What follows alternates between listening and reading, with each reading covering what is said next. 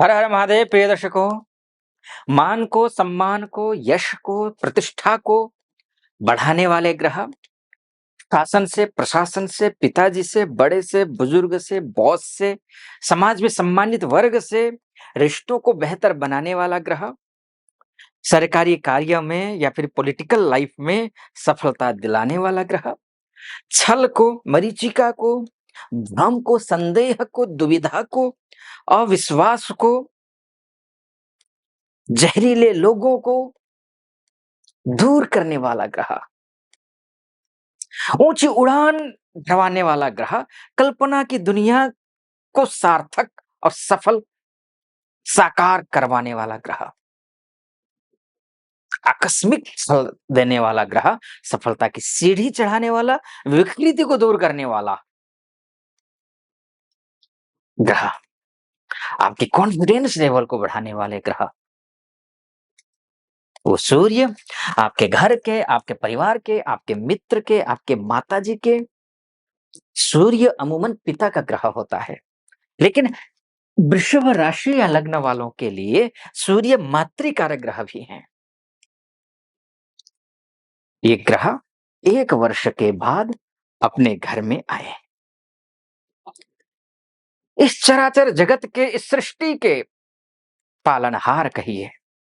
सूर्य के बिना इस सृष्टि की कल्पना नहीं की जा सकती। सूर्य के बिना ना मेरी ना आपकी कल्पना की जा सकती है। श्वास लेना मुश्किल हो जाएगा। चराचर जगत अगर चल भी रहा है तो साक्षात सूर्य देव के कारण, भगवान सूर्य के कारण चल रहा है। तो ऐसे सूर्य 1 वर्ष के बाद आपकी राशि में आपकी राशि के हिसाब से, वृषभ राशि के हिसाब से केंद्रस्थ हुए हैं। और केंद्रस्थ सूर्य आपके लिए जिन जिन सेक्टर में मैंने बोला, उन सेक्टरों में आपको शिखर पर पहुंचाएगा। खासकर आप अगर किसी अच्छे पद पर विराजमान हैं पहले से ही, या फिर किसी अच्छे पद की आशा अपेक्षा रखते हैं, तो उसमें आपको सफलता मिल रही है, ये मानकर चलिए।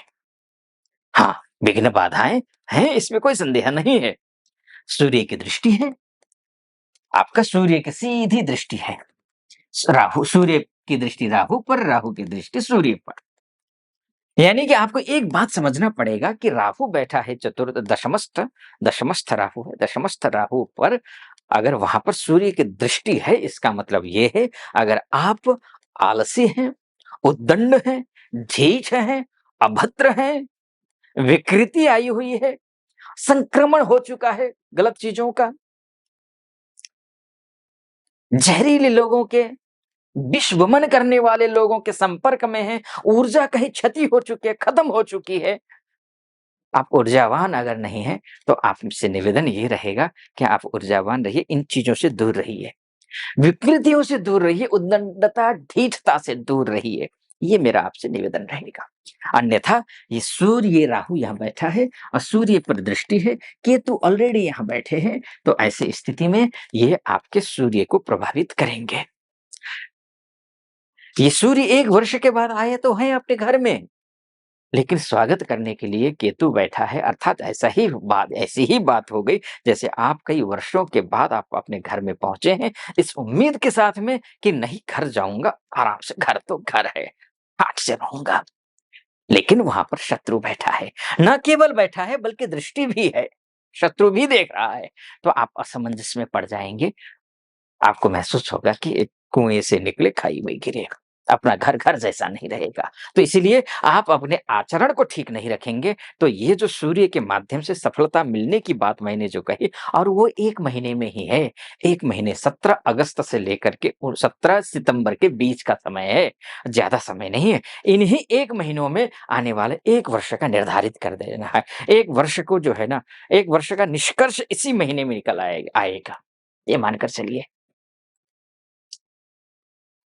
ये करना पड़ेगा। और क्या-क्या उपाय हैं? शनि और सूर्य के बीच में षडाष्टक योग बन रहा है, उसका क्या फल होगा? और क्या फल हो, क्या उपाय करना चाहिए? क्योंकि आपके लग्न कुंडली में अगर सूर्य खराब है, कमज़ोर है, तो स्वाभाविक है, जो मैं फलादेश कर रहा हूँ, वो फलादेश आप पर सटीक नहीं बैठने वाला है, और आप भी कहेंगे कि आचार्य जी ने तो कहा था, लेकिन फल मिला नहीं। और आप मुझे भी बुरा कहेंगे और अविश्वास होगा, और मुझे भी लगेगा कि नहीं, मैं जो कह रहा हूँ वो सटीक नहीं बैठा। तो ये मेरा निवेदन ये रहेगा, सूर्य की उपासना करनी है। क्या उपासना करनी है मैं बाद में बताऊँगा, लेकिन उससे पहले एक निवेदन करना चाहूँगा। यहाँ तक पहुँचे हैं और मेरा विश्लेषण आपको सटीक लग रहा हो, चैनल को सब्सक्राइब, वीडियो को लाइक, कमेंट बॉक्स में महादेव का नाम लेते हुए हर हर महादेव लिख दीजिएगा। चलिए फिर से वापस लौट करके विषय पर आता हूँ। तो राहु सूर्य की बात हो गई, उपाय की बात मैं कर लेता हूँ पहले, फिर उसके बाद अन्य विषयों पर चर्चा करेंगे। उपाय ये है कि आदित्य हृदय स्तोत्र का पाठ आपको करना है, ये आप समझ लीजिए।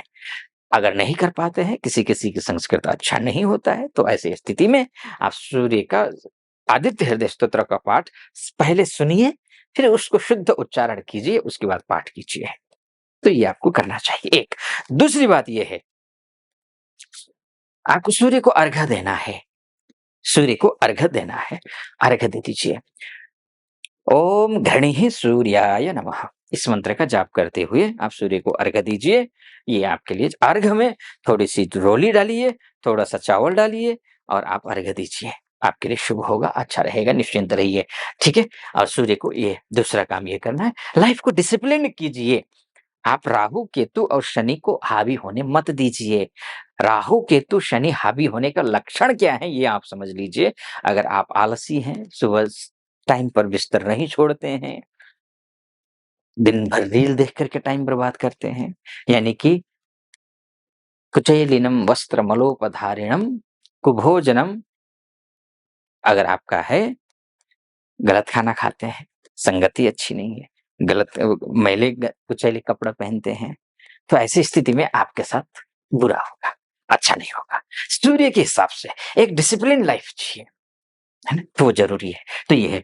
अब आता हूँ शनि को लेकर के। शनि और सूर्य के बीच में ये जो है, ये दिख रहा है आपको, ये षडाष्टक योग बन गया है। पिता-पुत्र का ग्रह है और पिता के अपने ही घर में आया है। शनि दृष्टि संबंध नहीं है, किसी प्रकार का कोई संबंध नहीं है, लेकिन षडाष्टक हो गए हैं, तो पिता और पुत्र कहीं यात्रा मत करिएगा।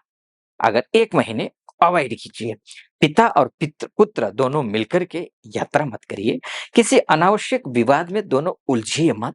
अगर पिताजी की तबीयत ठीक नहीं रहती है तो उनका विशेष आप सेवा कीजिए, ध्यान दीजिए। डॉक्टर से बराबर सलाह-मशविरा लेते रहिए। ये आपको ध्यान रखना पड़ेगा। एक दूसरी बात ये है, पॉलिटिकली या फिर शासन-प्रशासन से जुड़े हुए जो लोग हैं, उनके साथ में उलझने की गलती मत करिएगा। अगर ऐसा करते हैं, अगर तो इतना जो उपाय मैंने बताया वो फ़ॉलो करते हैं, जो मैंने सावधानी बरतने के लिए कही वो करते हैं, चाहे नौकरी हो, चाहे बिज़नेस हो, चाहे प्रॉपर्टी घर परिवार इत्यादि हो, इन सभी क्षेत्रों में आपको अच्छी सफलता मिलती हुई दिखाई दे रही है। तो मेरी तरफ से मैं आपको बहुत-बहुत शुभकामना। कब से? 1 महीने के लिए, ठीक है जी? बाकी आपकी कुंडली आपका सब कुछ है। अगर आप अपनी कुंडली के बारे में चर्चा करना चाहते हैं, आप महिला हो या पुरुष हो, देश से देख रहे हो या विदेश से देख रहे हो, तो नीचे नंबर है, उस नंबर पे कॉल कीजिए, व्हाट्सएप कीजिए, मेरी टीम से बात कीजिए, अपॉइंटमेंट ले लीजिए, मैं स्वयं आपकी कुंडली का विस्तार से विश्लेषण करूँगा। सटीक लगा हो सब्सक्राइब, लाइक और कमेंट करना मत भूलिएगा। फिलहाल अनुमति दीजिए।